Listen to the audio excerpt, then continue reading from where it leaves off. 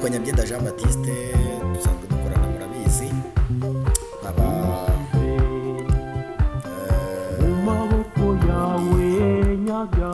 ari ya gahunda yo gukosora ibizamini bya leta dukomereje mu mwaka ari umwarimu nigisha muri segonderi, wenda mbona nkiyigisha, ariko gahunda yose nayihagaritse. Ubwo nigishaga indimi naravuze ntituzajya dukosora ibizamini bya leta, tugeze ku bana b'igihugu bibagirira akamaro, ariko sinyibikora. Gusa ndacyari umwarimu mpugura abandi mu mezi turi nakora na 19 kugeza n'ubu. Ikindi wenda nakigisha n'akazi nagiyemo gashyashya, nako ntaho gatandukaniye n'uburezi. N'ubundi nkora mu rwego rwa NESA, muri NESA aho nshinzwe ubugenzuzi bw'uburezi, nk'abandi inspector. N'ubundi rero nabyo ni uburezi, n'ubundi biracyuzuzanya. Niyo mpamvu dukomeza iyi gahunda twari twiyemeje n'ubundi yo gukosora ibizamini bya leta. Ubu tukaba tugeze ku kizamini cya 2011. Ikizamini icyo ari cyo cyose rero kigira amategeko n'amabwiriza akigenga. Iki nacyo cyagize amategeko n'amabwiriza akigenga, niyo cyahereyeho ngaya. Hanyuma hakabaho gutangirana n'umwandiko wa mbere, umwandiko ukawusoma ukawumva kugira ngo nyine ubashe kuwusesengura, usubiza n'ibibazo binyuranye biba byagize gute byawubashijweho.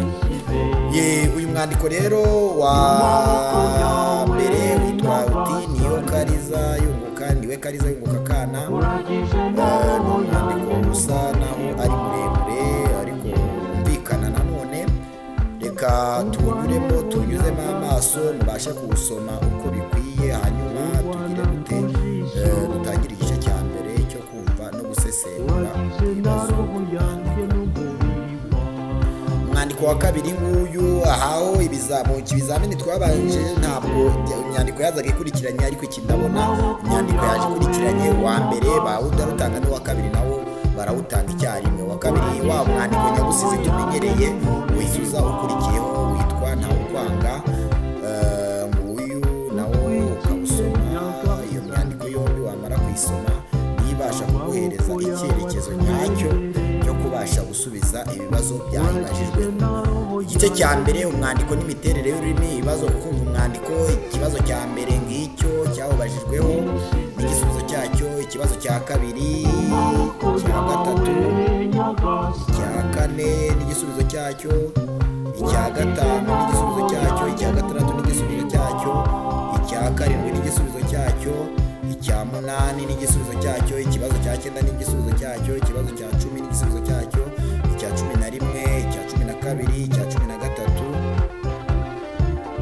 Ikibazo cya 14 ni ikibazo kijyanye n'inyunguramagambo. Ni amagambo nyine yabajijwe yagombaga kugira gute kugira uburyo asubizwa, amagambo asa n'akomeye ari mu mwandiko, hanyuma hakabaho kugira gute kuyasubiza. Ngayo ikibazo cya 14 nayo magambo y'inyunguramagambo. Ikibazo cya 15,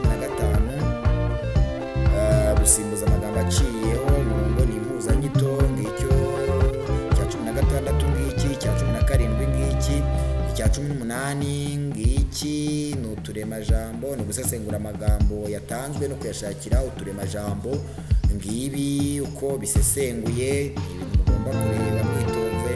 Icya 19 ngiki, icya 20 ngiki, icya 21 ngicyo, icya 22 ngiki, icya 23 ngiki, icya 24, icya 25, icya 26 n'igisubizo cyacyo. Ni ibibazo byinshi babajije kuri iki kizamini. Hakaza ikibazo cya nyuma cya 27 kijyanye n'ihangamwandiko, ari cyo cya nyuma nacyo hakabaho guhitamo insanganyamatsiko iri mu mwandiko ukurikiza amategeko y'imyandikire, isuku n'imigaragarire, impanda, uburebure, imyandikire n'izamurwa ingingo. Bakunzi banjye rero, ndumva iki ari cyo kizamini cya 2010 mu ncamake. Ibi ni byo bigikubiyemo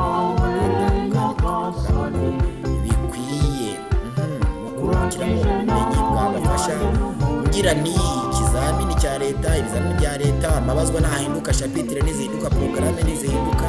Igihindura ni ukugenda bahindagura ibibazo. Mu by'ukuri iyo wize neza iri kosora n'ibizamini bya leta ubasha gutsinda uko bikwiye. Ngaho rero ndabashimiye.